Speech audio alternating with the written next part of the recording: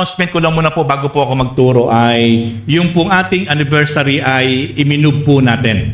Dapat po ay this coming Sunday na po, February 22. Kaya lang po ay ang nangyari po kasi ay kahapon po ay isang araw po nagkaroon po ng procession po yung baryong ito. Nag-cause po ng matinding traffic. Kaya inisip po natin kasi po ang piyesta po dito sa baryo pong ito ay permis po siyang February 22. Kaya lang po, natapat po ng Sunday yung kanilang kapiestahan. Kaya po, naisip talaga natin talagang baka ito mag-cause ng grabing traffic. Kaya yung ating po mga iimbitahan na mga bisita, mga kaibigan, ay baka po talaga magkaroon ng problema sa ating pong anniversary sapagkat talagang natapat ng linggo yung pong kanilang piyesta. Kaya po, imumove po natin ng March 1. Next Sunday po yun. Last Sunday po kasi yung February 22. March 1 po, unang linggo po ng Marso, doon na po yung ating anniversary. Kaya mas mainam sapagkat mas makapag-prepare pa tayo at kumbaga iiwas po natin doon sa okasyon po ng baryong ito. Kaya naniniwala po ako na mas makapubuti ito. Kaya lang talagang medyo sa bagay, papasok na po yung talagang summer na po yon, pero hopefully na maging maganda po yung panahon yon, hindi po masyadong maging mainit. Atin po palakpakan ng Panginoon. Kaya po yung mga in-invite po natin na sinabihan po natin ng February 22 ay kagad po ay atin pong i-inform na atin pong iminove yung pong ating anibersaryo, March 1 na po, 2026, 1:30 po. 1:30 p.m. po ang ating assembly time. At sharp po 2 p.m. ay mag-i-start po tayo. Hopefully, tayo po mga kapatid lahat ay makarating po ng maaga, mga 1 or 1:30 po, na ito na po tayo. Sharp 2 p.m. mag-i-start po ang ating pong pagbabalik ng papurit pa salamat sa Panginoon sa ating pong ikatlong anibersaryo sa ilalim po ng Jesus Christ, the Freedom and Highly Favored Church. Amen! Ating palakpakan ng Panginoon. Praise God! Hallelujah! Kaya po, muli po ay ako yung nagpapasalamat sapagkat nung kayo po yung miniting ko, ako po ay natutuwa sapagkat talagang yung inyo pong suporta sa ating pong mga okasyon. Grabe po, ang gusto ko po ay maggrupo-grupo kayo by barangay, pero kayo po mismo talaga ayaw niyo pong pumayag talaga na maggrupo-grupo. Gusto niyo po talaga magkanya-kanya pa kayo ng pag-prepare po ng pagkain. Kaya po kinatutuwa sa inyo. Ang gusto ko po ay gumaan yung inyong mga responsibility, pero ang gusto po niyo talaga ay ibigay po ang the best para po sa Panginoon. Kaya po atin pong palakpakan ng Diyos. Praise God! Okay, bago po magsimula ay muli po ay iimbitahan ko po yung ating mga subscribers na malalapit lang po, at kung meron po tayo mga subscribers na papauwi mula po sa ibang bansa ay this coming March 1, 2006 ay kayo po ay malugod po namin iniimbitahan ang ating po mga subscribers na makasama po namin kayo sa ating pong anibersaryo this coming March 1, 1:30 p.m. Isang malaking kagalakan po na kayo po ay aming makasama sa lugar na ito upang patuloy po nating ipag-celebrate at talagang ipagkasiyahan ang pasasalamat at papuri sa ating Panginoon Diyos sa kanyang kabutihan, sa kanyang pagsama sa ating mga buhay. Kaya muli po, kayo po ay welcome sa ating pong anibersaryo this coming March 1, 2026, 1:30 po ng hapon. Hopefully po, kayo po ay amin pong makasama. Okay? At sa oras nito, meron po tayong isang subscribers from San Miguel, Bulacan, si Brother Rostom. Ating palakpakan ng Panginoon. Praise God! Nag-message po sa akin ng mga nakaraang araw na siya daw po ay palagi nanonood sa ating pong YouTube channel, at siya daw po ay talagang napagpapala doon po sa ating YouTube channel. Kaya po hindi siya pumayag na hindi po siya makarating sa lugar na ito. Kaya po atin lang po in-sketch yung lugar. Salamat. At Brother Rostom, ikaw ay nakarating from San Miguel. Saan sa San Miguel? Pulong Bayabas. Malayo ba yun mga kapatid? Pulong Bayabas. Sa loob pa. Wala sa highway. Gitna pa ng bukid. Marami talagang nag-commute lang po siya. Pulong Bayabas. Nag-commute lang po, papunta po dito. Kaya atin pong palakpakan ng Panginoon. Praise God. Hallelujah. At Brother Rostom, nawa ay ikaw ay patuloy na makasama namin at natutuwa nawa sa susunod na mga pagkakataon ay maisama mo yung iyong kabiyak, yung iyong may bahay, ha? Oo, loobin ng Panginoon. Sige, praise God. Okay? At sa oras na ito, tayo po ay magsimula na. Tayo muna po yung manalangin. Lord, maraming salamat po sa oras na ito, Father God. Patuloy po kami nagpupurit, nagpapasalamat, O God, sapagkat muli po ay dinako niyo po kami sa lugar na ito, Panginoon. Iningatan niyo po kami, pinangunahan niyo po kami, Father God. Salamat, Panginoon, sa buong isang linggo na patuloy po, Lord, kami inyo pong pinatnubayan, sinamahan, pinagpala, O God. Worth it, Panginoon, O God, na yung araw ng linggo ay tunay nga pong ito'y araw na para sa iyo, O God. Na tunay nga pong ito po ay ibinabalik po namin sa inyo ang papuri at pasasalamat. At sa oras pong ito, Panginoon, dalangin po namin na pangunahan niyo po kami sa aming pong pag-aaral ng inyong buhay at makapangyarihang salita. By the power of your mighty Spirit, O God, maranasan po namin ang galaw at pagkilos, ang karunungan, kaalaman, O God, mula po sa kapangyarihan ng inyong Espiritu. Ito ang aming panalangin. In the name of Jesus Christ, everybody says, Amen and Amen. Praise God. Hallelujah. Okay? Sa oras pong ito ay ang aking pong topic na ihahayag sa inyo ay aking pong pinamagatang The Greatest Love of God. Yung napakadakilang pag-ibig ng Diyos. Sa araw po kahapon na ipinagdiwang po yung araw ng mga puso, yung tinatawag na Valentine's Day. At talagang mapaganda po ng okasyong ito sapagkat yung pong mga mag-asawa ay nagkakaroon ng panahon na mag-date. Yung pong mga mag-asawa ay nagkakaroon po ng time para po sila ay mamasyal, para po kumain sa labas. At patuloy pong inaalala ng mga asawang lalaki yung kanila pong mga asawang babae. Kaya po ito pong okasyong ito ay napakaganda. Nawa po ay hindi lang po pag-araw po ng Valentine's, kundi po higit sa lahat dapat po bilang tayo po yung mga mag-asawa, dapat po ay araw-araw ay lagi po natin maalala yung pag-ibig natin sa isa't isa mula po sa ating Panginoon Diyos. Okay? Sa oras pong ito ay yung napakadakilang pag-ibig ng Diyos na hindi kayang sukatin, hindi kayang arukin, hindi kayang explain, hindi kayang ipaliwanag. Ito po yung aking pong ibabahagi sa inyo. Malayong-malayo po ito sa pag-ibig ng tao. Alam niyo po ba yung pag-ibig ng tao? Ang tao po, mamahalin ka habang ikaw ay may ginagawang mabuti lang sa kanya. Ang tao po ay ikaw ay talagang ipaparamdam sa iyo yung kanyang suporta, yung kanyang malasakit, habang maganda lang yung pinakikita mo sa kanya. Pero kapag dumating yung point na ikaw ay nagkulang, nagkamali, ang taong nagsasabing mahal ka na hindi ka iiwan, hindi ka pababayaan, darating sa point na manlalamig, manlulupaypay. Ganyan po ang pag-ibig ng tao. Pero malayong-malayo sa pag-ibig na ipinaranas ng Diyos sa ating lahat. The greatest love of God. Kaya po, ito po yung gusto ko pong ibahagi ngayon sa inyo para lubusan po nating makita at talagang maunawaan ang napakadakilang pag-ibig ng Diyos na ipinaranas po sa atin. At kaya po dapat lang ay ibalik po natin sa Diyos yung pong pagmamahal na ipinadama sa atin lahat. Worth it ang Diyos na ating pong gantihan sapagkat the best at greatest ang kanyang pag-ibig na ipinaranas sa ating lahat. Okay, dito po sa aklat ng Panaghoy, chapter 3, verse 22 to 23. Sabi po dito, pag-ibig mo, Yahweh, ay hindi nagmamaliw. Kahabagan mo'y walang kapantay. Ito ay laging sariwa bawat umaga. Katapatan mo'y napakadakila. So makikita natin dito sa aklat po ng Panaghoy or Lamentation na talagang yung pag-ibig ng Diyos ay hindi kumukupas, hindi nababago, hindi nagmamaliw. Maliwanag po na binanggit po ng Bilbia na talagang kakaiba po yung pag-ibig ng Diyos. Kaya nga po, greatest love of God.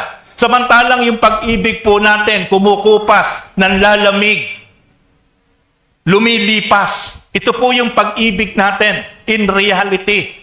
Talagang bumababa, nababawasan. Pero yung pag-ibig ng Diyos, kahit kailan, hindi nababago, hindi lumilipas, hindi kumukupas. Kaya po sabi sa verse 23, ito'y laging sariwa sa bawat umaga. Sa bawat umaga na dumarating sa buhay natin, kapag tayo po'y seryoso na patuloy na nagbabalik ng parangal, pasasalamat, papuri sa Diyos, hindi po pwedeng hindi natin maranasan, madama yung pag-ibig ng Diyos na laging sariwa sa bawat umaga. Ito po ang kaibahan ng pag-ibig ng Diyos kaysa po sa pag-ibig ng tao. Kaya napakasarap po na patuloy po na ito po ay na-i-experience po natin yung greatest love of God. And then, sabi po sa Panaghoy chapter 3, verse 32, bagamat siya'y nagpaparusa, hindi naman nawawala ang kaniyang pag-ibig. Yun po yung kaibahan sa Diyos. Ang tao po kapag nagalit, ang tao po kapag po nagtampo, ang tao po kapag po dumating sa point na napuno, pati po yung pagmamahal niya, pati po yung pagmamalasakit niya, damay sa kanyang kapwa, sa kanyang mahal sa buhay, sa kanyang kaibigan. Ganun po yung pag-ibig ng tao. Meron pong limitasyon, meron pong boundaries. Pero sabi po ng aklat ng Panaghoy chapter 3, verse 32, bagamat siya'y nagpaparusa, bagamat siya'y nagagalit, pero yung pag-ibig niya hindi nawawala, stable. Kaya makikita po natin, napakalaki po ang kaibahan ng pag-ibig ng Diyos. Kahit pinarurusahan niya ang isang tao, kahit pinarurusahan niya ang isang anak niya, pero yung pag-ibig niya still nandoon, hindi nawawala. Malaki po ang kaibahan sa pag-ibig ng tao. Ang tao kapag nagtampo, kapag ka nagalit, pati yung kanyang pagmamahal, pagmamalasakit doon sa kanyang kaibigan at kapwa, damay yun. Tignan niyo po, marami pong mga mahal sa buhay, mag-asawa, mag-ama, mag-ina, mag-best friend, pero nung dumating po yung point na sila po'y nagkasira, nag-away, talagang wala na po, pinutol na po yung kanilang magandang relasyon at samahan. Ganun po kasi ang pag-ibig ng tao. Meron po laging limitasyon. Meron po laging boundaries. Pero iba po ang pag-ibig ng Diyos. Ang Diyos, kahit nagagalit sa iyo, kahit nagagalit sa akin, kahit parurusahan ka, pero yung pag-ibig niya nandoon pa rin. Patuloy niya ipapadama sa iyo. Basta patuloy lang talaga tayong matuto na magpakumbaba at sumunod sa Panginoon. Hindi po niya ipagraramot yun, yung pag-ibig na ipinadama niya sa ating lahat. Nananatili po yun. Jeremiah chapter 31 verse 3. Napakita ako sa kanila mula sa malayo. Sa simula pa'y iniibig ko na sila, kaya patuloy akong magiging tapat sa kanila. Yan po ang sabi po ng Diyos doon po sa aklat ng Jeremiah chapter 31 verse 3. Ang Diyos po ay patuloy na gumagawa ng kaparaanan. Ang Diyos po ay patuloy po na gumikilos sa bawat buhay ng bawat isa. At ang Diyos po ay patuloy na iniibig niya ang bawat isa. Consistent po yun. Hindi po nagbabago. At ang sabi po niya, patuloy po siyang magiging tapat sa bawat isa sa kanila.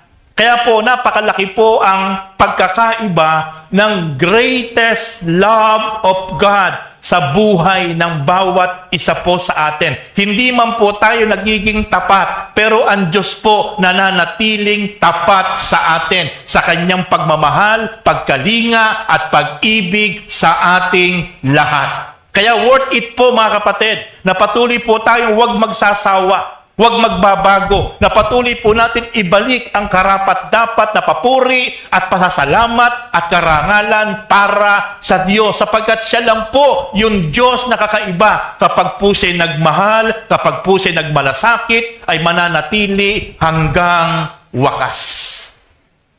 Awit 136 verse 1. Purihin si Yahweh sa kanyang kabutihan. Pag-ibig niya'y tunay, laging tapat, kailanman. Yung pag-ibig niya po, genuine. Totoo. Hindi po mapagkunwari. Hindi balat kayo. Kapag ang Diyos ang nagpadama ng pag-ibig, sigurado ito talaga ay dalisay at totoo. Walang itinatago. Walang pagbabalat kayo sapagkat kakaiba ang pag-ibig ng Diyos at laging tapat kahit kailan. Ang Diyos ay talagang napakadakila ang kanyang pag-ibig. Ephesians chapter 3 verse 18, mauunawaan ninyo kasama ng mga hinirang kung gaano kadakila ang pag-ibig ni Kristo.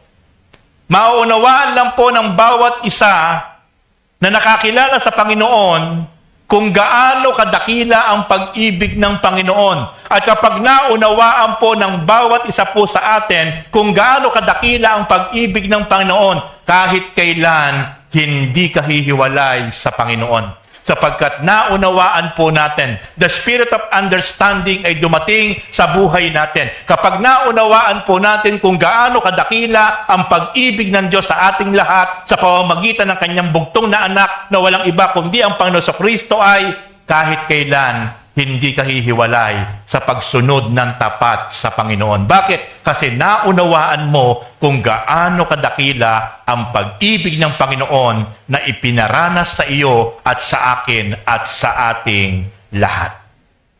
Sabi po ni David, awit chapter 8 verse 4, ano ba ang tao upang iyong pahalagahan? O ano ang anak ng tao upang iyong pangalagaan? Binanggit po ni David na sino ba tayo? Sino ba tayo sa harap ng Diyos?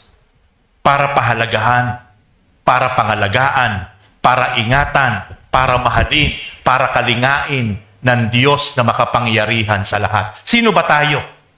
Tayo po'y isang singaw lang. Tayo po'y isang tuldok lang sa lupa sa harap ng Diyos. Sino nga ba tayo para pahalagahan, para ingatan, para mahalin ng Diyos? Ito yung tanong ni David. So, ibig sabihin, napakalayo ang pagkakaiba natin sa Diyos na makapangyarihan sa lahat para bigyan ng pahalaga, para bigyan ng papuri, para bigyan ng pagpapadama ng pagpapahalaga at pag-aalaga at pagmamahal ng Diyos. Sapagkat tayo po ay isang singaw lang sa mundong ibabaw. Pero ano po ang sabi ng Diyos? Sabi ng Diyos sa Isaiah 46 verse 4, ako ang iyong Diyos. Iingatan ko kayo hanggang sa pumuti ang inyong buhok. At kayo'y tumanda. Kayo'y nilikha ko, kaya tungkulin ko na kayo'y iligtas at tulungan. Sino may sabi niyan? Ang Diyos na makapangyarihan sa lahat. Tayo po ay sobrang pinahalagahan. Tayo po ay sobrang iniingatan ng Diyos. Tayo po ay sobrang minamahal ng Diyos. Iingatan ko kayo hanggang sa pumuti ang inyong buhok, hanggang sa kayo'y tumanda. Tungkulin ko na ingatan ko kayo, pahalagahan ko kayo, samahan ko kayo, tulungan ko kayo, iligtas ko kayo, sapagkat nilikha ko kayo para kayo'y patuloy na pangunahan, pahalagahan, ibigin, mahalin, ipadama ang aking pag-iingat at pagmamalasakit sa inyo. Pero ang tanong, ito po ba ay naa-appreciate natin?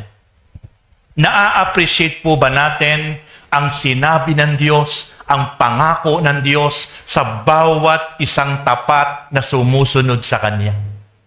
Sapagkat kapag ito po ay naa-appreciate natin, pahahalagahan po natin ng Diyos. Kung papaanong ipinadama niya po sa atin ang pag-ibig na napakadakila, ang pag-ibig na hindi kayang maipaliwanag, ang pag-ibig na hindi kayang ma-explain. Dapat the same po yung ibabalik natin sa Diyos. Kung papaanong sinabi ng Diyos, iingatan ko kayo hanggang sa pumuti ang inyong buhok, hanggang sa kayo'y tumanda. Kayo'y nilikha ko. Kaya tungkulin ko na kayo'y iligtas at tulungan. Can you imagine, sabihin nyo ng Diyos sa iyo at sa ating lahat? Kaya niya pala tayo nilikha. Sa isang napakagandang pagkakalikha, meron siyang great purpose sa iyo, sa akin, sa ating lahat, na kumilala, sumampalataya, at sumusunod sa kanyang kalooban. Ang tungkulin pala ng Diyos, hanggang sa pumuti ang iyong buhok, hanggang sa ikaw ay tumanda, ang gusto ng Diyos, iingatan ka, papatnubayan ka, gagabayan ka, ililigtas ka ng Diyos. Hallelujah! Ganito po kadakila ang pag-ibig ng Diyos sa ating lahat. But I sad to say, napakarami pong Kristiyano, nasa kamay na po ng Diyos. Nasa palad na po ng Diyos, pilit pa pong tumatalon sa kamay ng Diyos. Pilit pa pong umaalis sa kamay ng Diyos. Kaya yung guidance and protection ay hindi po nararanasan. Sapagkat kung atin pong aarukin ang dakilang pangako ng Diyos, sabi po niya sa Isaiah 46 verse 4, nilikha ko kayo. Tungkulin ko na kayo'y ingatan, kalingain, iligtas, patnubaya, gabaya. Tungkulin ko yon. Kaya ko kayo nilikha. So meaning to say, napakadakila ang pag-ibig ng Diyos sa ating lahat. Tungkulin pala ng Diyos na patuloy na maranasan natin day after day ang kanyang guidance and protection sa ating lahat. Para patunayan niya na kakaiba ang pag-ibig niya na ipinadama sa ating lahat. Ang tanong, paano naman natin ibabalik ang pagpapahalaga, pagpapasalamat sa Diyos? Kaya ka pala nakarating sa lugar na ito na hindi ka napahamak, hindi ka na-aksidente dahil iningatan ka ng Diyos. Kaya pala sa buong isang linggo, ikaw ay ginabayan, pinatnubayan, kahit ikay nahirapan, napagal. Kahit napakarami mong sinuong na mga challenges at trial, kahit napakarami mong sinalubong na mga pagsubok sa buhay. Pero kaya pala ikaw ay nananatili na malakas, nabubuhay, dahil iningatan ka, pinatnubayan ka ng Diyos na makapangyarihan sa lahat. Bisan po hindi po natin yun na-appreciate.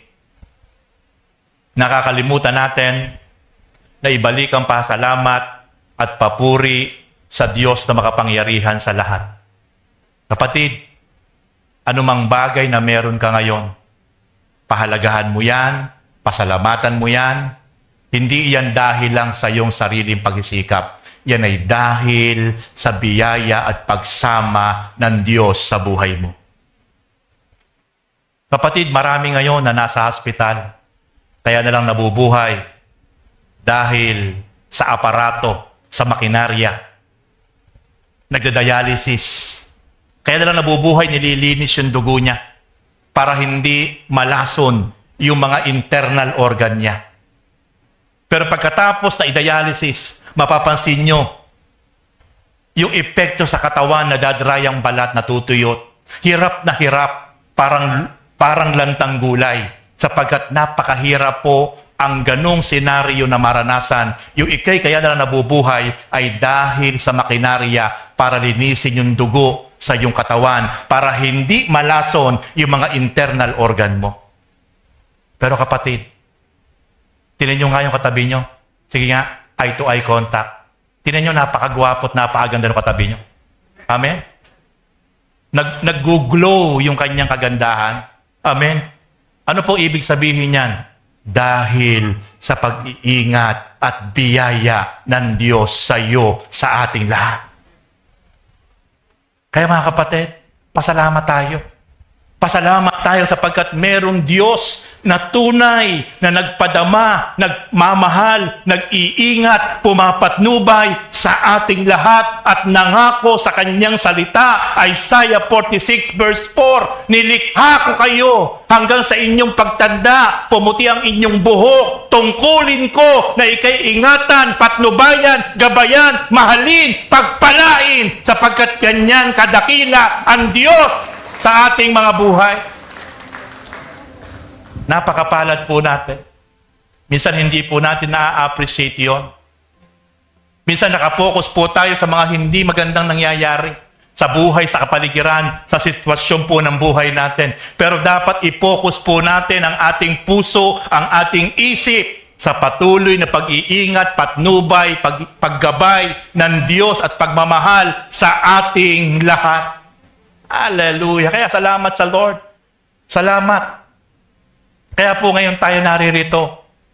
We need to understand kung bakit po yung araw ng linggo ibinibigay natin para sa isama-sama po nating pasalamatan, papurihan, parangalan, ay dahil po siya po ang unang nagmahal na walang katulad at walang kapantay sa ating lahat. The greatest love of God for us. Mayroon bang inang kayang lumimot sa kanyang anak? Mayroon po bang inang kayang lumimot sa kanyang anak? Meron po ba? Meron. Meron po. Marami nga pong ina, pagkatapos iluwal yung kanyang anak, dinatapon lang po sa basurahan. Di po ba? Meron. Bagamat sabi nga po ang ina, grabe yung pagmamahal niya sa kanyang anak. Pero, merong ina na kayang limutin ang kanyang mga anak. Maraming ina iniiwan ang kanyang mga anak sa iba't ibang kadahilanan. Merong ina matapos iluwal ang kanyang anak na sanggol, itinatapo na lang sa basurahan. Marami po. Pero tinan niyo po, ito po ang pangako ng Diyos sa kanyang mga anak. Tayo pong lahat iyon na kumilala sa ating Panginoon, Jesus. Ano po ang pangako po ng Diyos? Ano po ang sinabi ng Diyos sa kanyang salita? Isaiah 49 verse 15. Ang sagot ni Yahweh, malilimot kaya ng ina ang sarili niyang anak? Hindi kaya niya mahalin ang sanggol niyang iniluwal? Kung mayroon mang inang lumipot sa kanyang anak, ito sabi ng Diyos, hindi ko kayo kakalimutan kahit sandali. Grabe. Isaiah 49 verse 50. Kung merong ina na kayang lumimot sa kanyang anak, pero sabi ng Diyos, hindi ko kayo kayang limutin kahit na sandali. Kapatid, ikaw at ako po pwedeng lumimot sa Diyos. Po pwedeng hindi pahalagahan ng Diyos. Po pwedeng talikuran ng Diyos. Pero ang pangako ng Diyos, kapag ikaw ay naging anak ng Diyos, kahit saglit, kahit sandali, hindi ka kayang limutin ng Diyos. Ganyan kakamahal ng Diyos. Kaya nga po, greatest love of God. Ang tanong, bakit hindi ko maramdaman yung pag-ibig ng Diyos? Kapatid, gaya ng sabi ko kanina, nasa kamay ka na ng Diyos. Nasa pag-iingat ka na ng Diyos. Pilit ka pang tumatalon sa kamay ng Diyos. Kapag ikaw at ako, tayong lahat, ay tumalon, umalis sa makapangyarihang palad ng Diyos, hindi talaga natin mararanasan ang pagkalinga at pag-iingat at pagmamahal ng Diyos. Ang makakaranas lang po ng hindi nagmamaliw, hindi lumilipas na pag-ibig ng Diyos ay yung nasa kamay ng Diyos na makapangyarihan sa lahat. Kaya po kung tayo po'y nagpapatuloy, anuman po yung ating pong kinakaharap, anuman po yung ating pinagdadaanan sa buhay, anuman po yung ating mga trials, negative situation na nararanasan sa buhay, pero mananatili kang nagtitiwala, mananatili kang nagpapasalamat, mananatili kang sumusunod sa kapangyarihan at kalooban ng Diyos, ikaw ay patuloy na nananatili sa kamay ng Diyos. At the end of the day, titiyain ko sa iyo kapatid, mararanasan mo ang hindi nagmamaliw na pag-ibig ng Diyos sa buhay mo. Hallelujah! Yung pag-ibig ng tao, temporary lang po yan.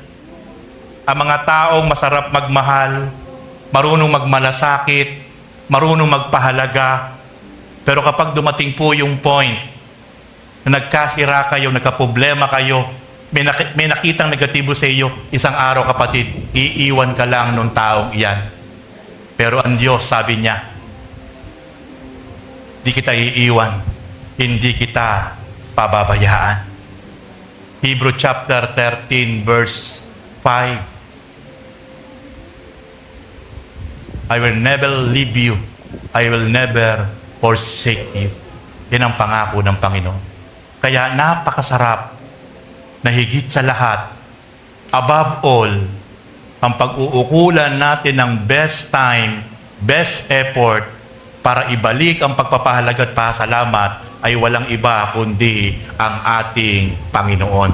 Na kahit kailan, hindi ka iiwan, hindi ka pababayaan. Kahit sandali.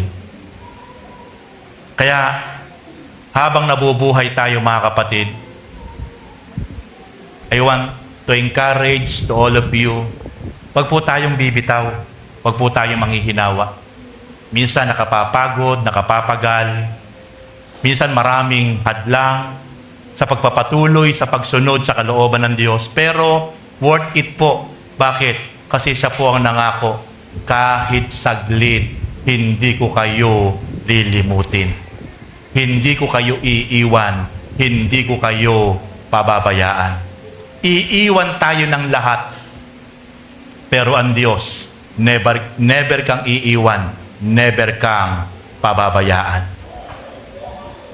Kaya ano sabi niya sa Isaiah chapter 43 or 42, if I'm not mistaken, dumaan ka man sa ilog, hindi ka malulunod. Dumaan ka man sa apoy, hindi ka masusunog. At hindi ka kayang ibuwal ng kahit anong problema at pagsubok. Bakit? Sabi ng Diyos, sapagkat ako ang iyong Diyos ay sa iyo. Sasamahan kita, papatnubayan kita, iingatan kita, pagpapalain kita. Ganyang katindi ang pag-ibig ng Diyos. Iyan ang pangako ng Panginoon. Kaya nakita niyo po yung tatlong Hebreo na mga binata, ipinatapon sa pugon ng apoy ni Haring Nebuchadnezzar. Pero nagulat siya nung ipinatapon niya sa apoy na napakatindi. Ano ginawa ng Diyos? Yung apoy na yon, kahit yung buhok ng tatlo na yon, ay hindi nag-amoy usok. Bakit? Yun ang pangako ng Diyos sa bawat isang tunay na nananampalataya at sumusunod sa Kanya ng buong katapatan. Iningatan niya sa kamatayan, sa kapahamakan. Kaya namangha yung hari. Nagulat siya. Walang ibang Diyos na tulad ng mga Diyos ng mga Hebreong ito. Kaya mula ngayon, sabi po nung hari, walang hahamak sa Diyos ng tatlong ito sapagkat yung Diyos nila ay kakaiba, makapangyarihan, nagliligtas, gumagawa ng himala. Sa halip na matanggal po sa posisyon, inappoint pa po sila ng hari.